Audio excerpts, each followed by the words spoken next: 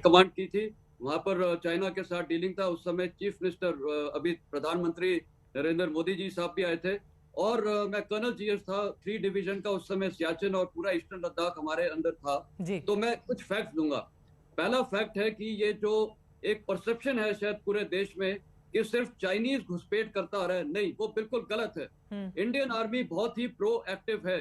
जब मैं colonel GS 2005 में 3 डिवीजन का था चित्रा, फिंगर 1 से लेकर फिंगर 8 तक जो हमारी परसेप्शन थी क्लेम जी। लाइन की, फिंगर 8 तक हमारे पेट्रोल जाते थे। मैं खुद पेट्रोल की प्लानिंग करवा के और ऑर्डर देता था। 80 टू 100 लोग जाते थे और 1 या 2 दिन वहां कैंप करके वापस आते थे। हम्म। इसी प्रकार चाइनीज भी अपने पेट्रोल लेके आता था। और कभी कभार क्या होता था, जब हमारा पेट्रोल जाता है या उनका पेट्रोल आता है, फेस ऑफ होता है, और ऐसे फेस ऑफ में कभी कभी ऐसे फ्लेयर अप्स होते हैं। हम्म। तो ये कोई नई बात नहीं है, ये हर सेक्टर में होता आ रहा है। चाहे अरुणाचल प्रदेश हो, वहां पर भी फिश टेल इलाके वगैरह में कई इलाकों में होता आ रहा है। तो आप ये कह रहे हैं कि ऐसा अक्सर वहां पर होता रहता है, तो सरकार के ऊपर ये जो आरोप लग रहे हैं कि उसने समय पर इसकी जानकारी देश को नहीं दी, इसके पीछे क्या विशेष तरह की कोई स्ट्रैटेजी होती है?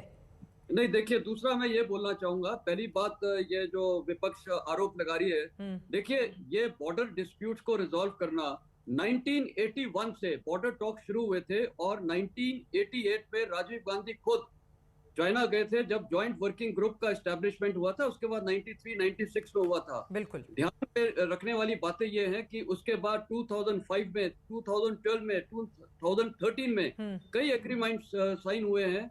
और उस दौरान वो जो अपोजिशन तब थी, जो भारतीय जनता पार्टी थी, वो उन्होंने भी यही रीति अपनाई है। कहने का मतलब है, देखिए, पॉलिटिकल पार्टीज की मेच्योरिटी, इंडियन आर्मी की, इंडियन डिप्लोमेट्स की मेच्योरिटी से ये सारे, और उसको अभी तक हम प्रोग्रेस कर रहे हैं। हम्म। क्योंकि अल्टीमेट इरादा हम सबका एक ही है, बॉर्डर इश्यू को परमानेंट रिजॉल्व करें, और वो बिल्कुल। हम लोग ने बॉर्डर एग्रीमेंट साइन किए हुए हैं। हम्म। तो इसमें अभी विपक्ष जो कर रहा है वो भी एक मेरे ख्याल नहीं होना चाहिए, क्योंकि पूरे देश को एकजुट होना चाहिए और एक नेशनल स्ट्रेटेजी तैयार करनी चाहिए चाइना के साथ फॉर्मली कैसे डील किया जाए। बिल्कुल। दूसरा तीसरा, ऑन ग्राउंड इंडियन आर्मी का बहुत फायदा है।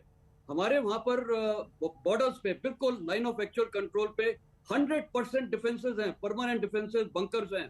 वो सबसे हमें एडवांटेज है। चाइनीज ठीक है। का जब भी पेट्रोल आता है तो हम जाके तुरंत उसको रोक लेते हैं। हाँ। चाइनीज की डिप्लॉयमेंट इतनी नहीं है।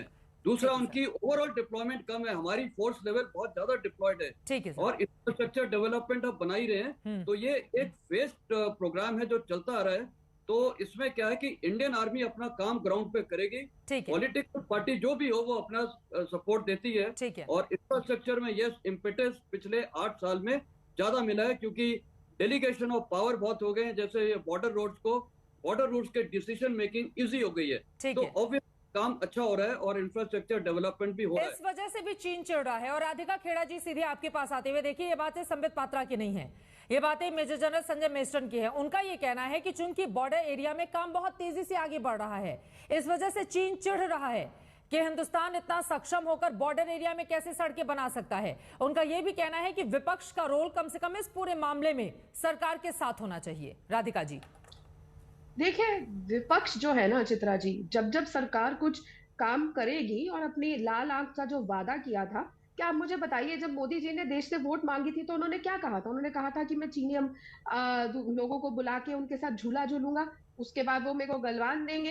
क्या उन्होंने ये बताया था कि मैं झुक के उनको लाल कपड़े पहन के सलाम करूंगा लाल आंख दिखाने की जगह?